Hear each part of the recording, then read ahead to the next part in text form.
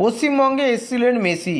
সেই মেসি আসাকে কেন্দ্র করেই তৈরি হলো মেসির মূর্তি। কিন্তু বর্তমানে সরকার যেমন দুলে চলে গেল, তেমনই দুলতে দেখা যাচ্ছে মেসির মূর্তি। মেসির মূর্তি তোলা নিয়ে আগেই কিন্তু পিডাব্লিউডিকে অর্ডার দিয়েছিলেন এবং কাজ করছিলেন পিডাব্লিউডি। কিন্তু পিডাব্লিউডি কাজ করতে গিয়ে নিজেরা সেইভাবে কাজ করতে পারছে না, সেই বুঝেই মেসির মূর্তি নামানো হচ্ছে এবং নামিয়ে কাজ করার পরিকল্পনা।